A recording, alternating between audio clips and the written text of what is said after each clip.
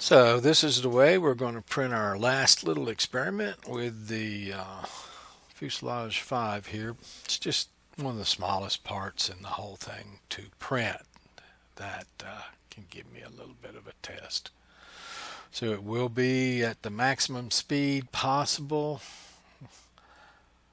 0.3 per layer, one wall, random Z, random seam, 4 layers top and bottom, 3% cubic subdivision, 260, bringing the build plate temperature up a little bit there.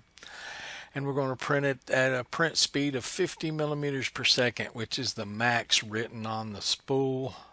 10 millimeters per second under the max written on their website.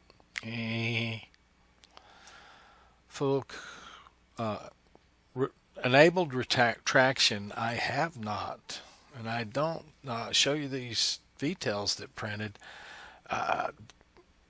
Lessening my retraction did not help me at all. And on the website today, they recommended 1 millimeter retraction on the direct drive, not the 3 that was written elsewhere that I put in one of my videos, and not the 5 that I currently have. Again, that's why I call this sometimes an art. You set the settings until you get something you like coming out of the printer. Fan speed, 100%. That's just normal to me. It's as if, that's the default. I've never seen it set to anything but that's one thing that's spoken about in some of this. It's written on the side of the spool. I've decided not to use support unless I have to come back and use it. And I'm printing on the raft to try to get out any imperfections in my printer. And with all of those set that way, this is the fastest this can be printed at all on my printer, and it's down to 4 hours and 21 minutes. If you listen in the background, you can actually hear it printing already. It's 7 o'clock, 11:30ish. I'll know tonight how this printed. And this is what I'm looking for. This is the last one that printed with the 0.3 layer height. And I just want to see what it looks like in relation to this one with the 50 millimeters per second printing speed versus the 40 millimeters per second printing speed. And I don't think I would go to 60. I don't know. Haven't made that decision exactly yet. Let's just wait. Let's just see how it prints out, and then we'll look at it and say, hey, it looks the same. I'm done. I didn't talk about these bottoms on this. The trailing edge of the wings, I guess this is the trailing edge of the V-tails. Support, but you can see right there, you can cut that straight across right there and then straight back along the fuselage and have just a beautiful print. I don't think there's any need. Even this really looks ugly the way it did print without the support in the 0.3. The 0.2 did look ugly too. This is the 0.2 layer height. The 0.2 did look ugly there, but you see it looked a whole lot less ugly.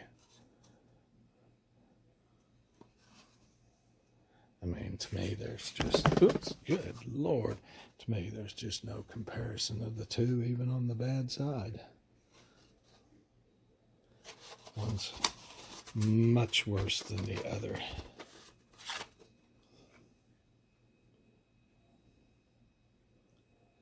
Anyway, let's let this print come off and see what it looks like. Well, there it is. The 2.3 millimeter layer prints side by side.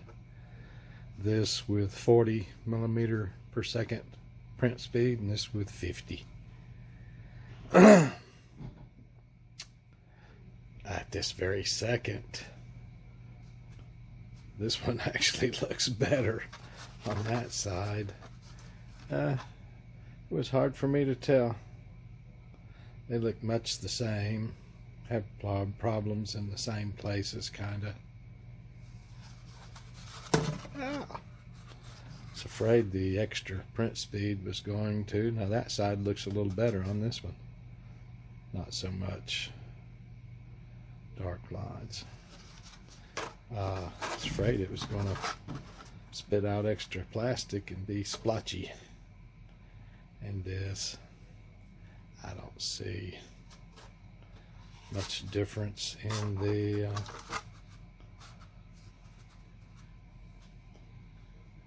don't see that the print speed makes that much difference. Makes pretty good difference in the print time of the overall piece, but I think I'm going to actually say that the 40 millimeters per second might even look better than the 50.